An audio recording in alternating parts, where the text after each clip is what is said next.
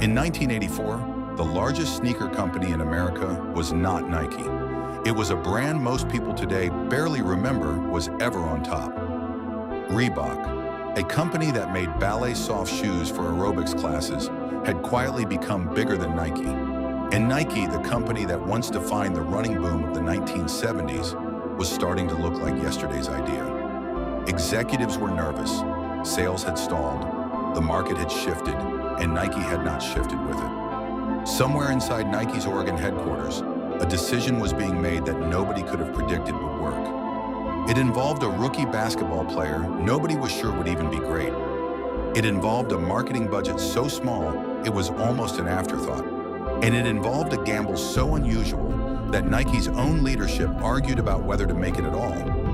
How does a company go from being lapped by a shoe brand built on leg warmers to becoming the most dominant sports company on earth? The answer starts with a mistake. Not a single bad decision, but years of missing something that was happening right in front of them. And it ends with a shoe the league tried to ban. To understand that, the story has to go back further.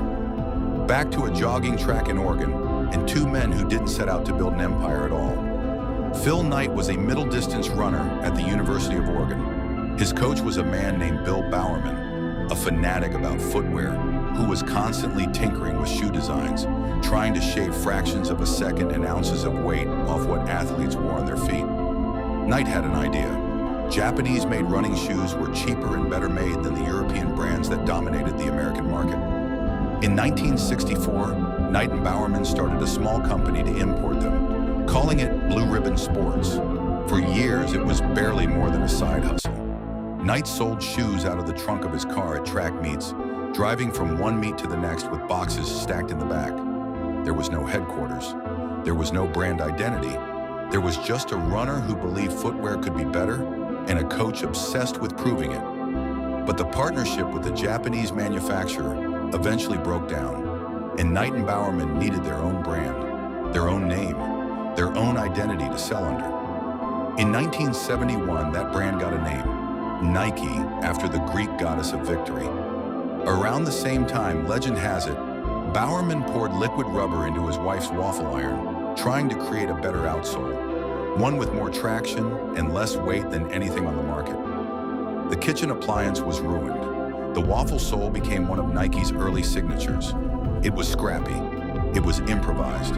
It came from a garage and a kitchen, not a boardroom. And it worked.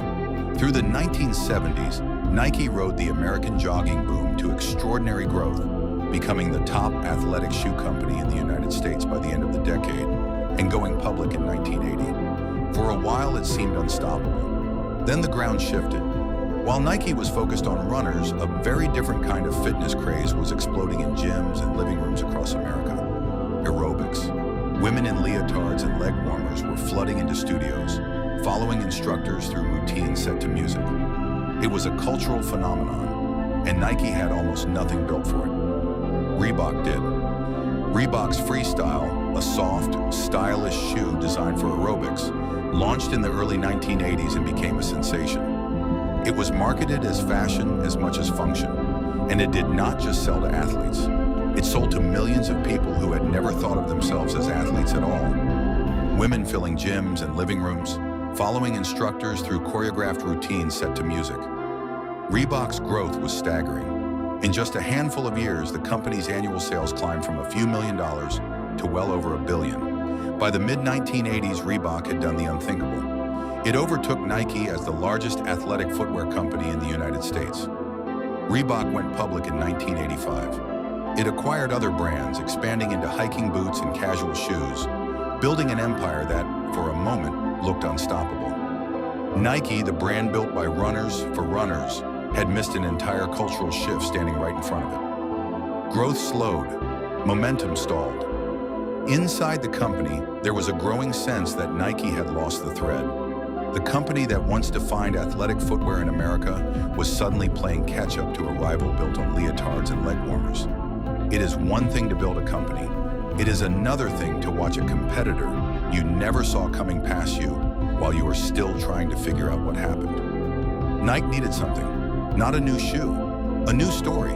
That story would not come from aerobics or from running, the sport the company was built on. It would come from basketball, a sport where Nike, at the time, was not even close to the leader.